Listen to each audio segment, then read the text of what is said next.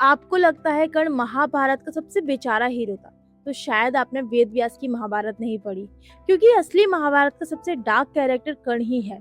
कर्ण की पूरी जिंदगी सिर्फ अर्जुन से श्रेष्ठ बनने पर टिकी थी। सीरियल्स के अकॉर्डिंग कर्ण मजबूर था, पर इतिहास कहता है कि कर्ण अपने पतन का खुद जिम्मेदार था।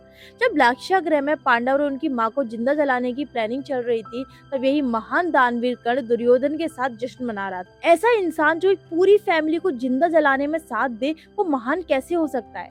द्रौपदी के चीरहरण के वक्त जब सारे महारथी सर झुका के बैठे हुए थे, तब इसी महान कर्ण ने भरी सभा में द्रौपदी को वैश्या बोलकर नग्न करने का सजेशन दिया था। क्या हीरो ऐसे होते हैं? कर्ण दुर्योधन से दोस्ती निभाने की जगह वो दुर्योधन के हर पाप को अपनी ताकत से जस्टिफाई करता था। वेद व्यास जी ने दिखाया कि कर्ण सिर्फ एक धनुधर नहीं था, बल्कि दुर्योधन का वो ईगो था जिसने युद्ध को कभी टलने नहीं दिया। कर्ण को सूत पुत्र होने से भी इसलिए प्रॉब्लम थी क्योंकि उसे रॉयल ब्लड का टैग चाहिए था, जो अर्जुन के पास था।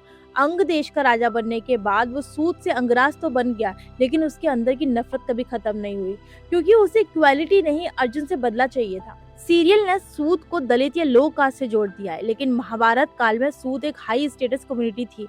सूत पुत्र बोलने का मतलब उसका प्रोफेशन को बताना था। कर्ण के पालक पिता अधिरथ कोई आम सूत नहीं थे, बल्कि राजा धृतराष्ट्र के सारथी और खास दोस्त थे।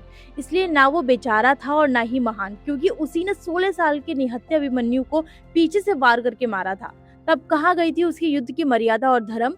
उसने गुरु द्रोण से ब्रह्मास्त्र की जिद भी इसलिए की क्योंकि वो अर्जुन को मेहनत से नहीं बल्कि शॉर्टकट से हरा सके। उसके बाद उसने गुरु परशुराम से झूठ और धोखे से विद्या सीखी।